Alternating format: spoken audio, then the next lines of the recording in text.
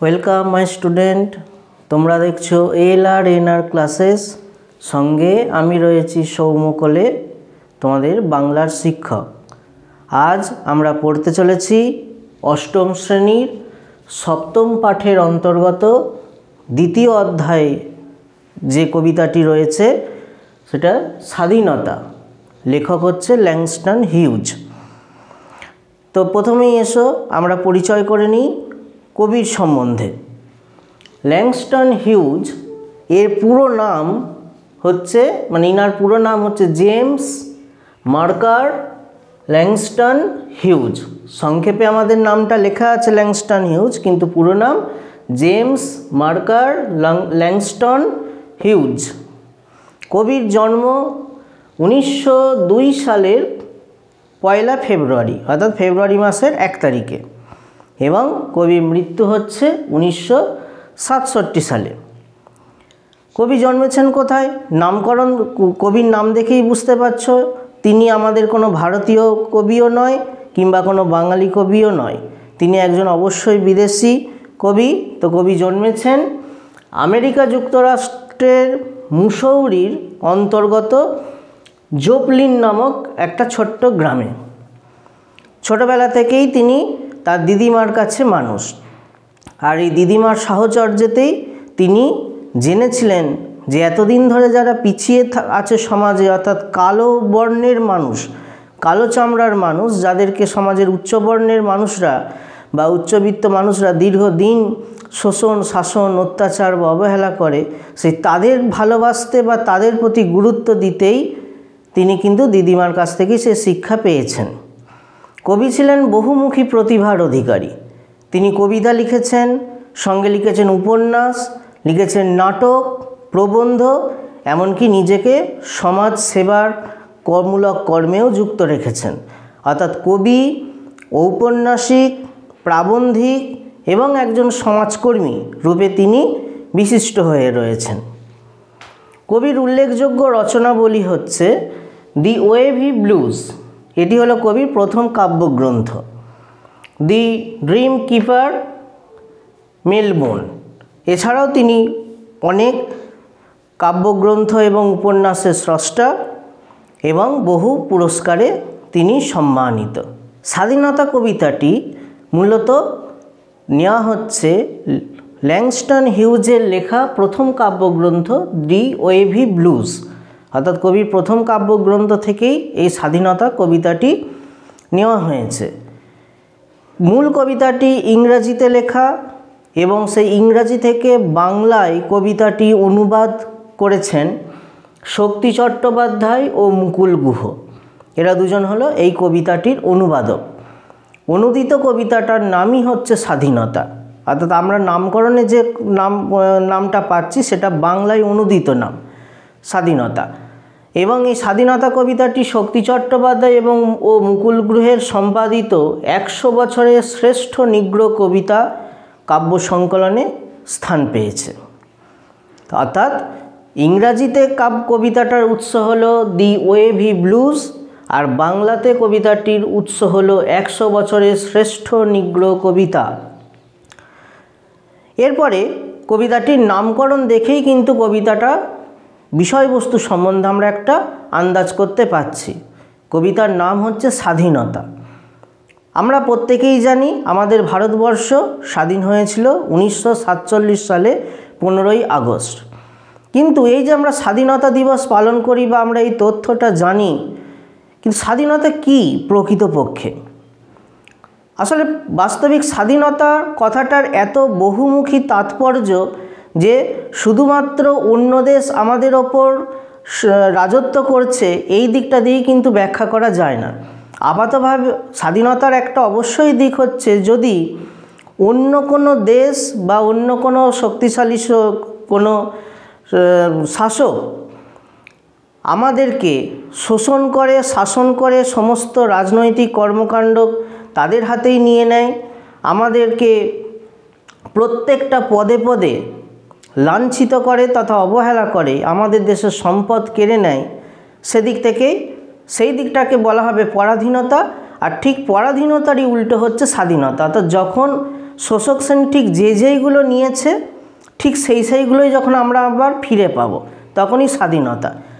অর্থাৎ স্বাধীনতা বলতে আমরা বুঝবো অবশ্যই নিজের দেশকে নিজেরাই চালনা করা, অর্থাৎ আমাদের দেশ আমরাই নির্বাচনের মধ্য দিয়ে বিভিন্ন শাসক তথা সরকার গড়ে তুলব।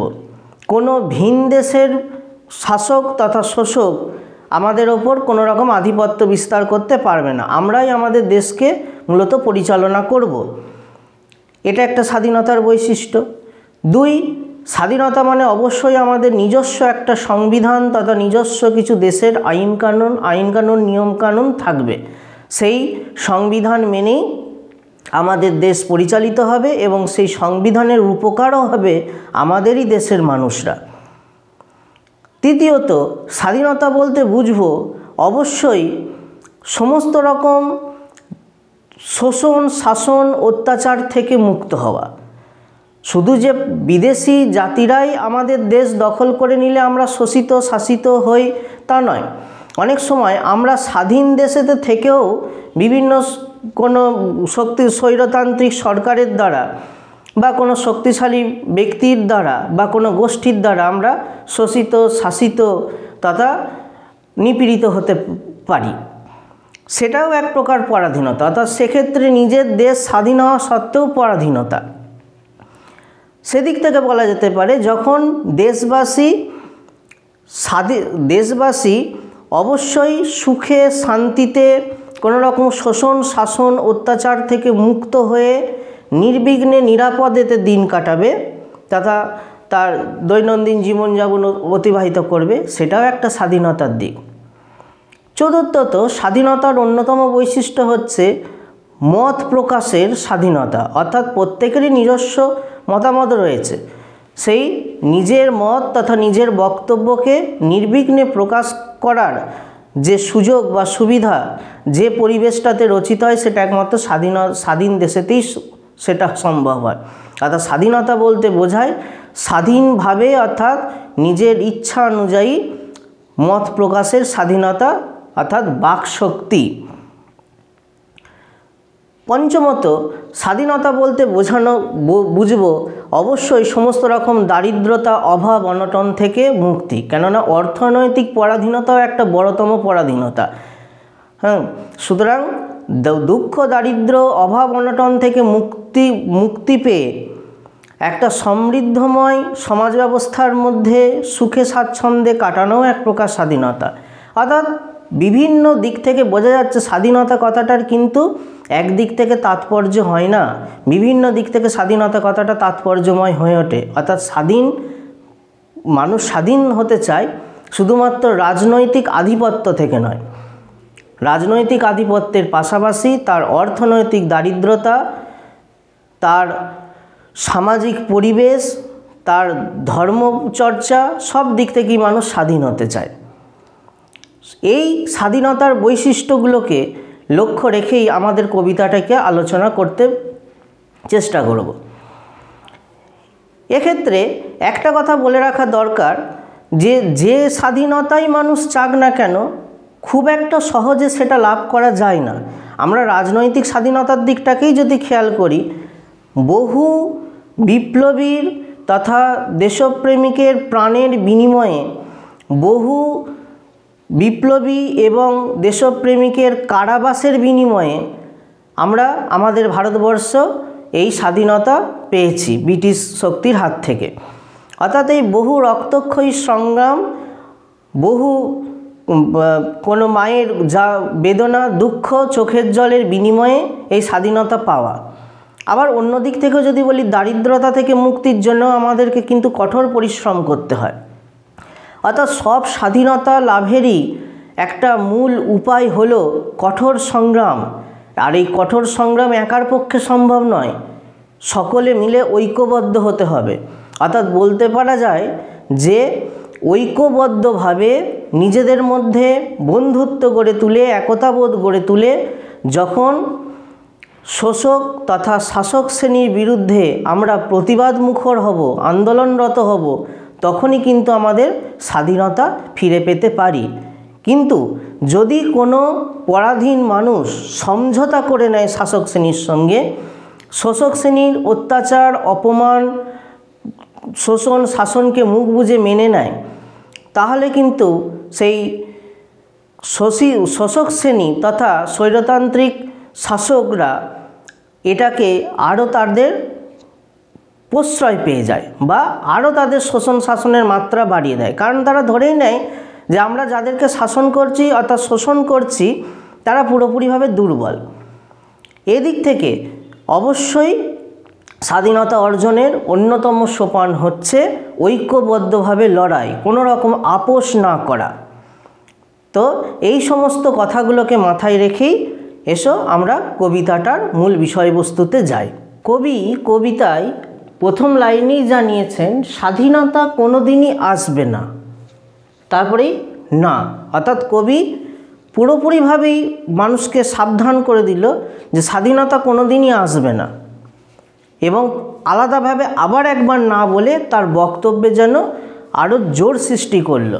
অর্থাৎ প্রথমেই না বলেছিল, তারপর আবার দেখো আলাদা করে একটাই লাইনেতে না দিয়ে একটা লাইন, অর্থাৎ মাত্র একটা শব্দ দিয়ে একটা লাইন। অর্থাৎ কোনোদিনই যে স্বাধীনতা আসবে না, কবিতার এই বক্তব্যটাকে আরও জোরালোভাবে প্রতিষ্ঠিত করার জন্যেই শুধুমাত্র না শব্দটা দিয়ে একটা লাইন করে তুলছেন। কেন স্বাধীনতা আসবে না কেন? আমরা যদি ঐক্যবদ্ধভাবে সংগ্রাম করি তাহলেও কি স্বাধীনতা আসবে না? না, ঠিক তা নয়, সেক্ষেত্রে আসবে। কিন্তু কবি তাহলে কোন ক্ষেত্রে বলতে চাইছেন? না, আজ নয়, কোনো দিনই নয়, ভয় অথবা সমঝোতার মধ্যে। তার কারণ আমাদেরও তো অন্য সকলের মতো অধিকার রয়েছে। অর্থাৎ কবি স্পষ্ট বলে দিলেন স্বাধীনতা আসার বেশ কিছু শর্ত আছে। সেই শর্তটা কি না, কোনো রকম ভয় অথবা সমঝোতা করা যাবে না। অর্থাৎ যারা শোষক শ্রেণী, যারা আমাদের স্বাধীনতা কেড়ে নিয়েছে, পরাধীনতার শৃঙ্খল আমাদেরকে পরিয়েছে, সেই তাদেরকে ভয় খেলে চলবে না। তাদের বিরুদ্ধে প্রতিবাদী হতে হবে, সাহসী হতে হবে। হয়তো তাদের বিভিন্ন আগ্নেয়াস্ত্রের দ্বারা বা তাদের বিভিন্ন প্রশাসনিক কর্মচারীদের দ্বারা, অর্থাৎ এক কথায় পুলিশের দ্বারা, তারা আমাদেরকে এই স্বাধীনতা আন্দোলনের স্বাধীনতার দাবিটাকে বারবার অস্বীকার করতে পারে বা অবহেলা করতে পারে, বা এই দাবিটাকে চুপ করানোর জন্য আমাদের উপর অত্যাচারও করতে পারে। কিন্তু ওদের অত্যাচার, ওদের কারাগারে বন্দি করার ভয়, ফাঁসিতে ঝোলানোর ভয়, কোনো কিছুকেই ভয় খেলে চলবে না। তাদের চোখে চোখ রেখে আমাদের ন্যায্য দাবি অধিকার করতেই হবে। ন্যায্য দাবি বলতে স্বাধীনতার দাবি, তবেই একমাত্র স্বাধীনতা আসবে। দ্বিতীয় কি, সমঝোতা করা। অর্থাৎ শোষক শ্রেণী আমাদের ওপর শোষণ করছে, শাসন করছে, অত্যাচার করছে, আমরা সেটাকে মুখ বুজে মেনে নিচ্ছি। কোনো রকমভাবে আমরা তার বিরুদ্ধে প্রতিবাদী হচ্ছি না। আমরা ঐক্যবদ্ধ হয়ে শোষক শ্রেণীর বিরুদ্ধে তথা স্বাধীনতা হরণকারীদের বিরুদ্ধে আমরা লড়াই করছি না তথা সংগ্রাম করছি না। এই রকম অবস্থাতে থাকলে কখনোই স্বাধীনতা আসবে না। অর্থাৎ স্বাধীনতা কোনো দিনই আসবে না যদি মানুষ, অর্থাৎ পরাধীন মানুষ শোষক শ্রেণীকে ভয় পায়, তাদের বিভিন্ন শোষণ, শাসন, অত্যাচারকে সমঝোতা করে নেয়, অর্থাৎ মেনে নেয় তথা মানিয়ে নেয়। স্বাধীনতা তাহলে কখন আসবে? যখন আমরা ভয় পাবো না এবং তাদের সঙ্গে কোনো রকম আপোষ বা রফা করব না। স্পষ্ট কথা, হাতে স্পষ্ট কথা, ঐক্যবদ্ধ হয়ে শোষক শ্রেণীর বিরুদ্ধে সংগ্রাম করে স্বাধীনতা ছিনিয়ে নিতে হবে। এই যে সংগ্রাম করার মানসিকতা, এই যে ঐক্যবদ্ধ হওয়ার মানসিকতা, এটা জন্মাবে তখনই না যখন আমাদের মনের মধ্যে এই অধিকার বোধ জন্মাবে। অর্থাৎ অধিকার বোধ মানে এটা আমাদের দেশ, এখানে অধিকার রয়েছে আমাদের সুখে শান্তিতে থাকার, এই দেশের সমস্ত প্রাকৃতিক সম্পদ আমাদের ব্যবহার করবার, এই দেশকে চালনা করবার এবং এই দেশের সমস্ত নিয়ম কানুন আমাদেরই রচনা করবার। অর্থাৎ এই যে অধিকার বোধটা, অর্থাৎ এটা আমার জিনিস, আমার অধিকার, আমার এটা ব্যক্তিগত, আমার এটা সম্পদ, আমার অধিকার। তুমি বিদেশি, তুমি অপহারক, তুমি এর অধিকারী হতে পারো না, তুমি এটা জোর করে কেড়ে নিয়েছো, যেটাকে বলা হয় লুণ্ঠন করা। অর্থাৎ তুমি যেটা করছো সেটা লুণ্ঠন, কিন্তু এই তোমার লুণ্ঠিত দ্রব্যতে আমাদের জন্মগতভাবে অধিকার। এই অধিকারবোধটা যখন জন্মাবে মানুষের মনের মধ্যে, অর্থাৎ পরাধীন মানুষের মনের মধ্যে, তখনই কিন্তু তার মধ্যে ঐক্যবদ্ধ হওয়ার একটা প্রেরণা তথা শোষক শ্রেণীর বিরুদ্ধে সংগ্রাম করার একটা লড়াকু মনোভাব গড়ে উঠবে। দু পায়ের ওপর দাঁড়িয়ে থাকার 2 কাঠা জমির মালিকানার, অর্থাৎ আর কিসের অধিকার? না, আমার জমি আমারই থাকুক, আমার পায়ের তলার মাটি শক্ত সমর্থ হোক, অর্থাৎ কেউ যেন আমার এই মানে ঐতিহ্যগতভাবে প্রাপ্ত বা আমার পূর্বপুরুষের কাছ থেকে প্রাপ্ত এই ভিটা থেকে কেউ যেন আমাকে উচ্ছেদ করতে না পারে। এই জমির মালিক হলাম আমি, এখানে মালিকানা রয়েছে আমার, তুমি জোর করে পারো না আমার কাছ থেকে কেড়ে নিতে। অর্থাৎ স্বাধীনতা আসার শর্ত হিসাবে কবি স্পষ্ট বলতে চাইলেন, ভয় বা সমঝোতা নয়, ঐক্যবদ্ধ হয়ে সংগ্রাম করো, এবং এই ঐক্যবদ্ধ হয়ে সংগ্রাম করতে গেলে মনের মধ্যে এই অধিকার বোধটাকে জাগিয়ে তোলো। মনের মধ্যে এই অধিকার বোধ জেগে উঠলেই তোমার স্বাধীনতা আসার পথ সুগম হবে। এবার আমাদের একটা বিষয় খেয়াল করো যে স্বাধীনতা আনতে গেলে কবি যে বলছেন যে ঐক্যবদ্ধ হও, সংগ্রামী হও, সাহসী হও, মনের মধ্যে অধিকারবোধ চেতনাটাকে জাগিয়ে তোলো, সবটাই কিন্তু নিজে নিজে এটা হওয়া যায় না, একজন না একজনের নেতৃত্ব থাকাটা দরকার। অর্থাৎ যারা সাধারণ মানুষকে এই ঐক্যবদ্ধ হতে, অর্থাৎ শোষক শ্রেণীর বিরুদ্ধে সংগ্রাম মুখর হতে সাহায্য করে, অনুপ্রেরণা দেয়, অত্যাচারীদের বিরুদ্ধে অত্যাচারিতদের সাহস জাগিয়ে তোলে, তারাই হচ্ছে নেতা। কিন্তু যদি কোনো নেতা তার দলের সদস্যদের মিথ্যা কোনো প্রতিশ্রুতি দেয়, সেক্ষেত্রে হয়তো তার দলের সদস্যরা আপাতভাবে বিষয়টাকে ভুলে থাকলেও একদিন না একদিন নেতার এই কপটতা ধরে ফেলে।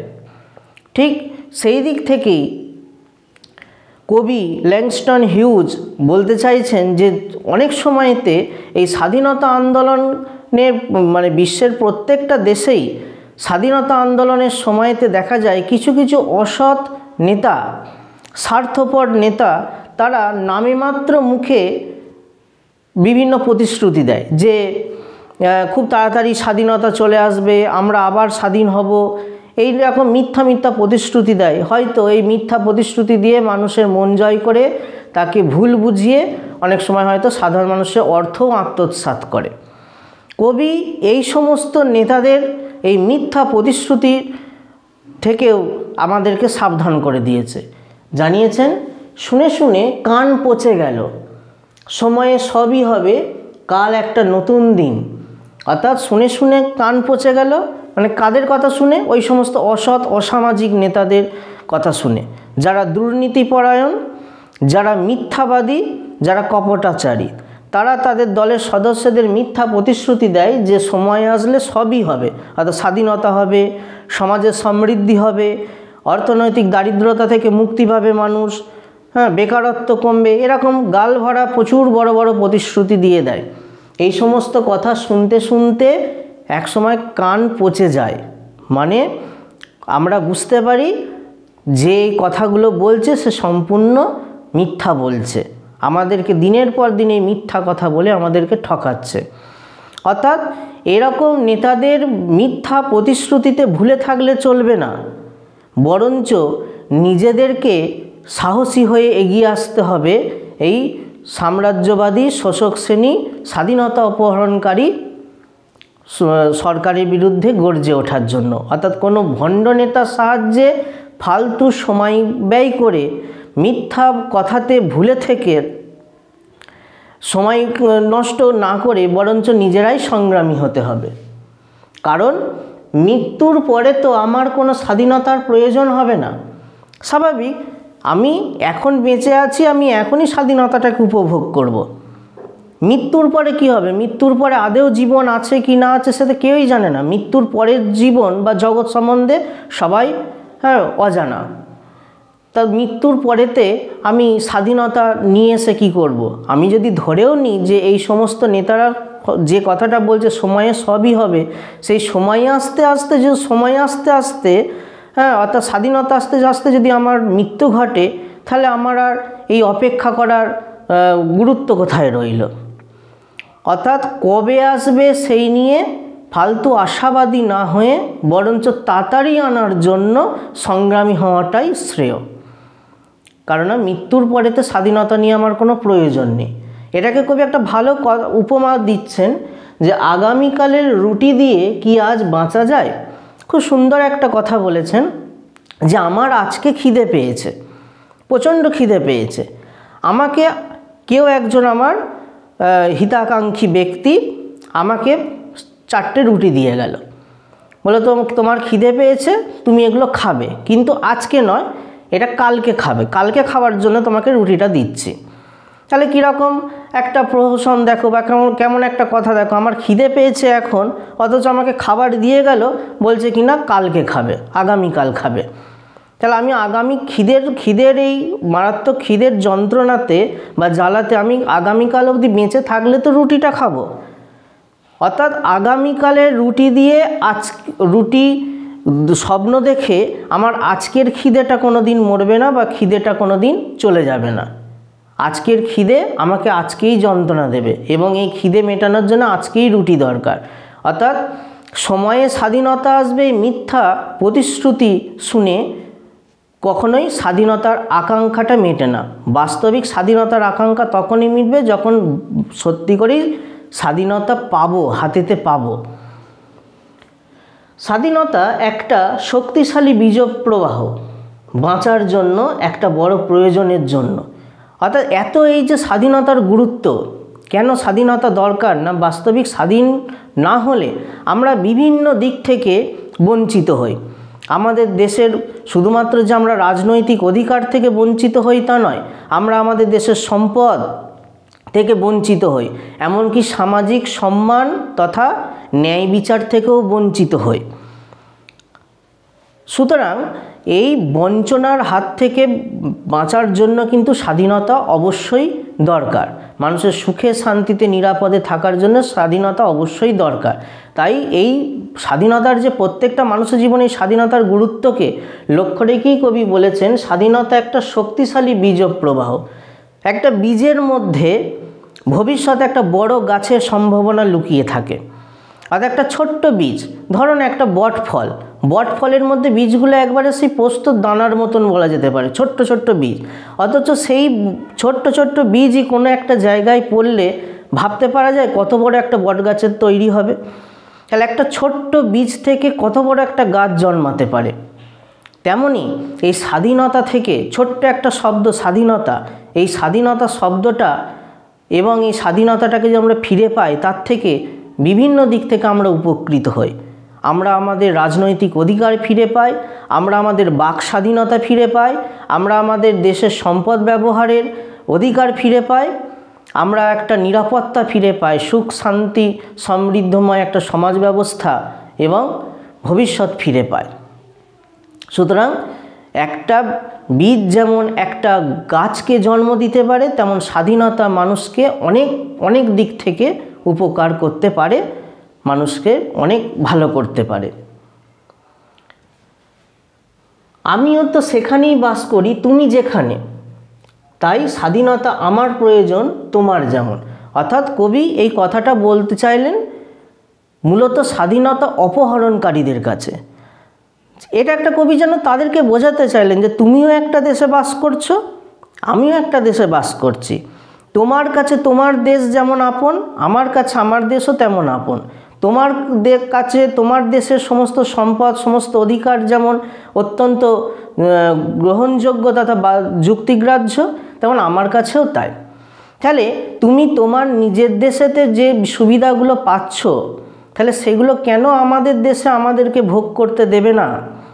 এটাই যেন কবি প্রশ্ন করছেন যে আমিও তো সেখানেই বাস করি তুমি যেখানে, অর্থাৎ আমিও একটা দেশে বাস করি তুমিও একটা দেশে বাস করো। তাহলে নিজের দেশে স্বাধীনভাবে থাকার সুখ তুমি যদি উপলব্ধি করো, তাহলে সেটা থেকে কেন আমাদের বঞ্চনা করছো?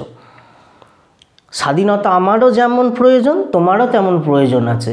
আজকে তুমি আমাকে পরাধীন করে রেখে দিয়েছো, আমার ওপর শোষণ শাসন অত্যাচার করছো, আমাকে বিভিন্ন দিক থেকে বঞ্চনা করছো, কিন্তু ভাগ্যের চাকা যদি ঘুরে যায়, একদিন যদি তোমার দেশ যদি অন্য কোনো আরও শক্তিশালী দেশের দ্বারা পরাধীন হয়ে যায়, তাহলে একবার ভাবো তো, তখন তুমি উপলব্ধি করতে পারবে স্বাধীনতা কতটা প্রয়োজন।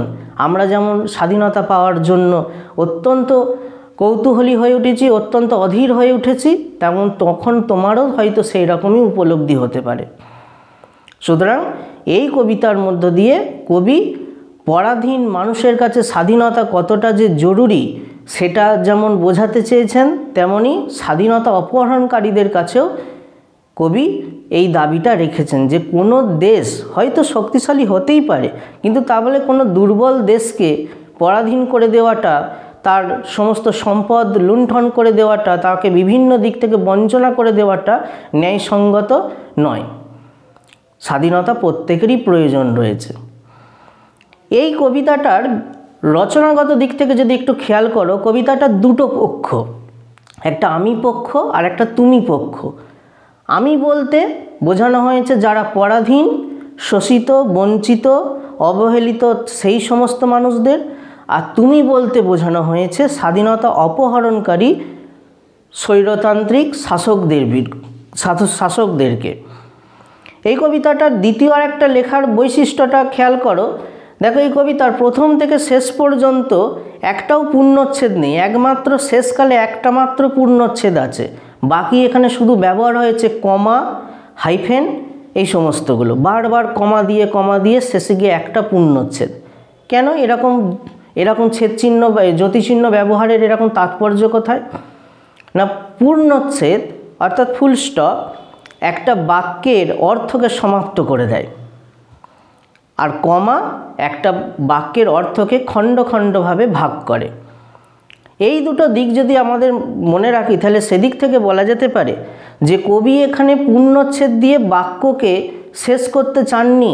কবিতার মাঝখানে কবি বাক্যটাকে শেষ করতে চাননি এই কারণেই যে পরাধীন মানুষের কাছে স্বাধীনতা যে কতটা কাঙ্ক্ষিত, তারা যে এক্ষুনি স্বাধীনতা চায়, সেই মনের অধীরতাটাকে তুলে ধরতে গিয়ে কবি চাননি পূর্ণচ্ছেদ দিয়ে বাক্যের অর্থটাকে সমাপ্ত করে দিতে। অর্থাৎ বাক্যের অর্থকে সমাপ্ত করে দেওয়া মানেই যেন এটাই বুঝিয়ে যায় যে তাদের হয়তো জীবনে অতটা স্বাধীনতার দরকার নেই, তাই একবার বলেই হয়ে গেল। কবি সমস্ত কবিতাটা স্বাধীনতার গুরুত্বটাকে তুলে ধরার জন্যই কোনো রকম পূর্ণচ্ছেদ দিয়ে এখানে অর্থটাকে শেষ করতে চাননি। অন্যদিকে বারবার কমা ব্যবহার করে এখানেতে কবি স্বাধীনতা আনার শর্ত, স্বাধীনতা আনতে গেলে মানসিক সংগঠন, স্বাধীনতা আনতে গেলে কেমন ধরনের নেতা প্রয়োজন, স্বাধীনতা কেন প্রয়োজন, বা স্বাধীনতা কেন মৃত্যুর পরে প্রয়োজন হবে না, এখন কেন প্রয়োজন, কিংবা স্বাধীনতা অন্য প্রত্যেকটা দেশের মানুষের কাছেই কতটা আকাঙ্ক্ষিত ইত্যাদি বিভিন্ন দিককে খণ্ড খণ্ডভাবে তুলে ধরেছেন বলে এখানে এত কমা চিহ্নের ব্যবহার। সব শেষে আসছি স্বাধীনতা কবিতাটির নামকরণের সার্থকতা। নামকরণ মূলত যে কোনো রচনা তথা সাহিত্যের নামকরণ চারদিক থেকে করা হয়। প্রথমত রচয়িতার স্বনাম কেন্দ্রিক, অর্থাৎ যখন লেখক নিজের নামে নামকরণ করেন, মূলত এক্ষেত্রে ছদ্মনামটাই ব্যবহার করেন লেখকরা। যেমন বঙ্কিমচন্দ্র চট্টোপাধ্যায়ের ছদ্মনাম কমলাকান্ত, সেই ছদ্মনামেতে তিনি লিখলেন কমলাকান্তের দপ্তর।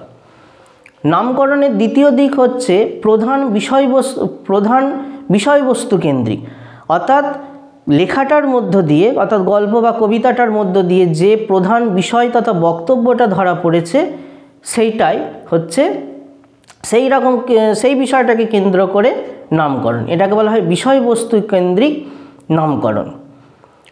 তৃতীয় হচ্ছে প্রধান চরিত্র কেন্দ্রিক, অর্থাৎ যখন একটা গল্পের প্রধান চরিত্র যে তারকে কেন্দ্র করে নামকরণ হবে তাকে বলা যেতে পারে প্রধান চরিত্র কেন্দ্রিক। এরকম নামকরণ তোমরা পড়েছো পাগলা গণেশ গল্প, সেই হচ্ছে প্রধান চরিত্র।